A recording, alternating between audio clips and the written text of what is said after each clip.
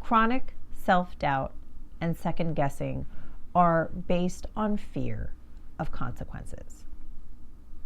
You've been struggling for months about whether to say something to your boss about how abusively he treats you. Underneath your confusion, you're really afraid of the price that you may pay for speaking up.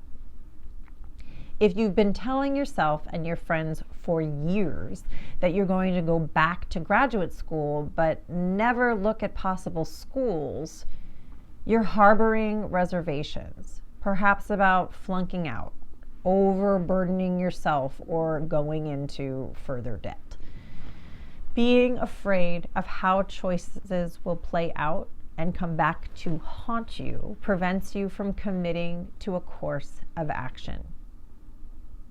You may second-guess decisions you've already made. Maybe you finally mustered up the courage to speak to your boss about how humiliating he is to you, and yelling at you in front of your coworkers doesn't work for you. And now he barely utters a word in your direction, except to give you work assignments.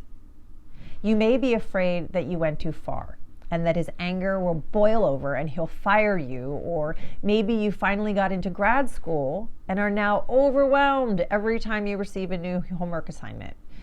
You know you have to get the work done, but have so little time with work and family obligations that you often consider dropping out. Both reactions come from your underlying fear of having made a mistake. You didn't come to being afraid of being wrong or failing on your own. The way your family made choices, lived with their consequences, and what they taught you about decision making shaped how you make them today. If you were encouraged through childhood and adolescence to think for yourself and learn from your mistakes, you probably matured into a person who's not terribly afraid to be wrong or fail, and figures you'll be right and successful at least as often as you're not. You won't need to be right all the time, and you won't care all that much if you're wrong. You'll take a measured risk and live reasonably well with the consequences.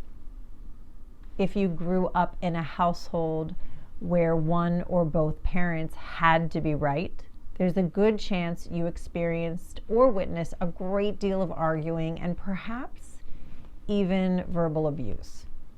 You may lack freedom to explore your own thinking and come to your own conclusions through trial and error because you had to toe the line, or else. If your opinions or actions were regularly undermined, criticized, or demeaned, you may have come to believe that they're not worth a dime, that you can't trust your judgment, and that you're inept at making decisions. You may fear voicing opinions or even having them.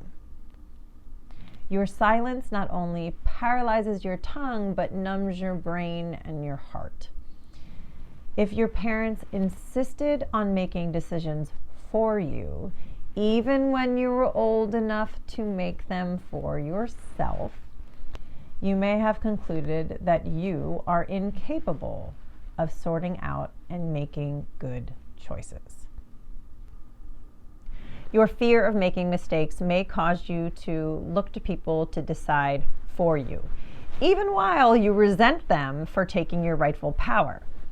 You're stuck between wanting and hating to be dependent, wishing you were more resourceful on your own and fearing that you will fail. Your parents may have employed a hands-off attitude and rarely, if ever, helped guide you. Maybe they believed they shouldn't intrude, didn't have a clue what was best for you, or didn't care. Perhaps they were afraid of influencing you, being wrong, or being blamed. Whatever the reason, without sound, age-appropriate guidance, you may have felt overwhelmed with choices too early in your life.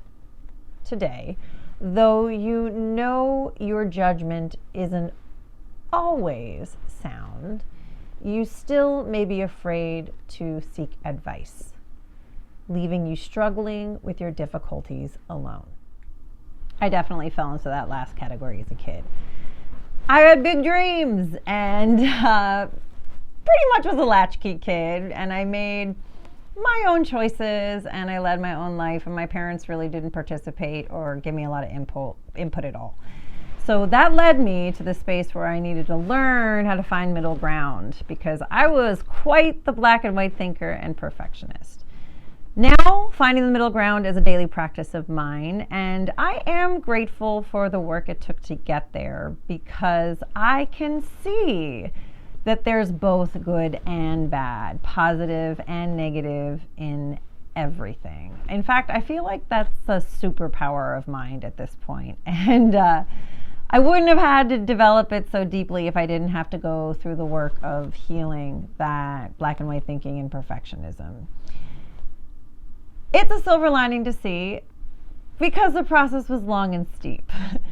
You develop self-trust and confidence by making your own decisions, learning from mistakes, and by doing what's in your best interest and makes you proud.